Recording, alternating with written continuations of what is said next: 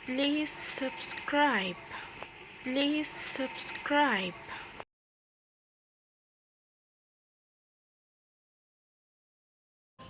एक वक्त की बात है, एक गांव में चिंटू नाम का लड़का अपनी मामा और अपने बाबा के साथ रहता था। चिंटू की फैमिली ज़्यादा अमीर नहीं थी, वो लोग बहुत गरीब थे। एक दिन चिंटू अपनी माँ से पूछता है, मामा मामा आज खाने में क्या बनाया है आपने?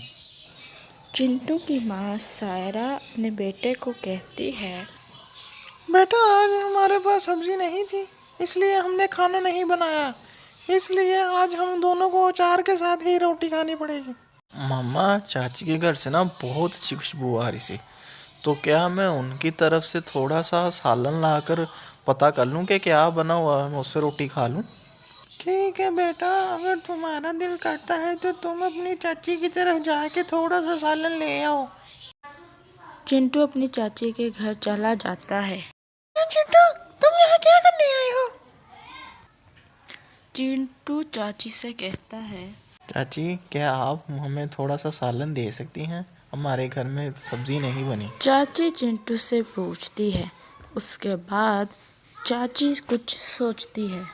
हाँ जाते हैं रोज रोज सालन मांगने। अच्छा मैं अब ये करती हूँ कि इसको पिछले हफ्ते की वकड़ी देती हूँ, कम से कम मेरी फ्रिज तो साफ होगी। चाची चिंटू को ख़राब सालन दे देती है और चिंटू वही सालन खा लेता है। उस वक्त तो चिंटू को कुछ नहीं होता, लेकिन रात को चिंटू की तबीयत बहुत ज़्यादा ख़राब हो जाती है और वो रोना शुरू कर देता है। चिंटू की माँ उससे पूछती है, तुमने ऐसा क्या खाया है जो तुम्हारी तबीयत ख़राब हो गई है? चिंटू कहता है कि मैंने सिर्फ खाना खाया, इसके सिवा और कुछ नहीं खाया। थोड़ी देर में चिंटू के पापा आ जाते हैं तो चिंटू की माँ उससे कहती है, तबीयत बहुत खराब है, इसे अस्पताल ले जाइए प्लीज। चिंटू के पापा चिंटू को लेकर हॉस्पिटल चले जाते हैं। चिंटू की तबीयत बहुत ज़्यादा ख़राब होती है और वो हॉस्पिटल में एडमिट होता है।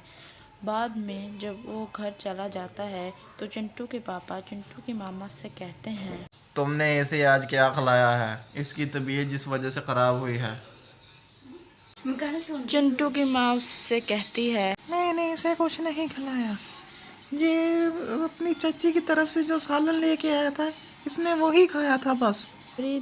थोड़ी देर में पिंकी वहाँ आ जाती है चिंटू को अपने साथ खेलने के लिए बुलाने के लिए। वो देखती है कि चिंटू की तबीयत बहुत ज़्यादा ख़राब है। वो बताती है कि करी का जो सालन था वो मम्मी ने पिछले हफ्ते बनाया था। चिंटू की माँ को ये सब सुनकर बहुत गुस्सा आता है और वो चाची के पास जाती है और उससे कहती है, अच्छा नहीं किया मेरे बेटे के साथ, अगर तुमने उसको सालन नहीं देना था तो उसे मना कर देती। अब तुम्हारे खराब सालन की देने की वजह से उसकी तबीयत बहुत ज़्यादा खराब है। चच्ची चिंटू की माँ से बदतमीजी के साथ बोलते हुए कहती है, खुद ही हर 2-3 दिन बाद सालन मांगने आ जाते हैं। अब उसकी तबीयत खराब हुई है तो चली जाइए मेरे पास, मेरा इसमें क्या कसूर? चिंटू की माँ चाची से कहती, देखो किस्मत बदलते देर नहीं लगती, आज अगर वक्त तुम्हारा है तो कल इंशाल्लाह हमारा होगा। कुछ दिनों बाद चिंटू के पापा को एक बहुत बड़े ऑफिस में बहुत अच्छी जॉब मिलती है और उनके हालात बहुत ज़्यादा अच्छे हो जाते हैं। और दूसरी तरफ पिंकी के पापा को कंपनी के साथ फ्रॉड करने की वजह से सेठ उसे नौकरी से निकाल देता है, जिसकी वजह से उनके हालात बहुत ज़्यादा ख़राब हो जाते हैं। एक दिन चची अपने हस्बैंड से कह रही होती है, सुनिए, घर में पकाने को कुछ नहीं है, अब तो हमारी पिंकी को भी भूख लगी है, कुछ खाने के लिए ले आए। पिंकी के पापा कहते हैं कि उनके पास पैसे नहीं हैं कुछ भी लाने के लिए। बाहर से चिंटू उनकी सारी बातें सुन लेता है और घर जाकर अपनी मम्मा को सब कुछ बताता है। फिर उसकी मम्मा उन लोगों के लिए खाना तैयार करती है। कुछ ही देर में चिंटू की माँ सारा खाना तैयार कर लेती है और चिंटू से कहती है कि जाओ अपने चचा और चची और पिंकी को बुला कर लाओ। चिंटू वहाँ से चला जाता है। थोड़ी देर में चिंटू के पापा आ जाते हैं तो चिंटू की माँ उनसे कहती है, आपको आपके भाई के लिए कुछ करना चाहिए। इस वक्त उनके पास नौकरी नहीं है, जिस वजह से उनके हालात बहुत ज़्यादा ख़राब।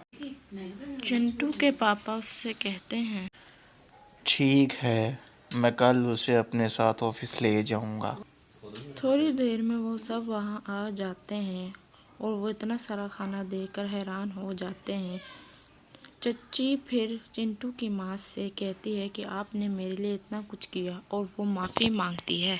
बहन, मुझे माफ़ कर दो, मैंने तुम्हारे साथ इतना बुरा व्यवहार किया और तुम मेरे साथ इतना अच्छा पेश आ रही हो, इसलिए बराए मेहरबानी मुझे माफ़ कर दो। कोई बात नहीं, अगर हम दो अपने बुरे वक्त में एक दूसरे के काम नहीं आएंगे तो और कौन आएगा। चलो छोड़ो इस बात को, अब मिलकर खाना खाते हैं। फिर वो दोनों भाई अपना एक छोटा सा कारोबार शुरू कर लेते हैं और दोनों मिलकर हंसी खुशी रहते हैं। वो दोनों भी आपस में एक दूसरे के साथ बहनों की तरह रहती हैं। फिर दोबारा वो दोनों कभी भी एक दूसरे के साथ झगड़ा नहीं करते। Please subscribe.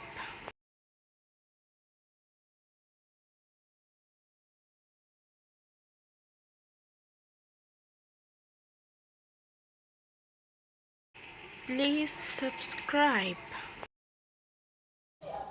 और कार्टून देखने के लिए हमारे चैनल को सब्सक्राइब कीजिए और इस वीडियो को लाइक कीजिए।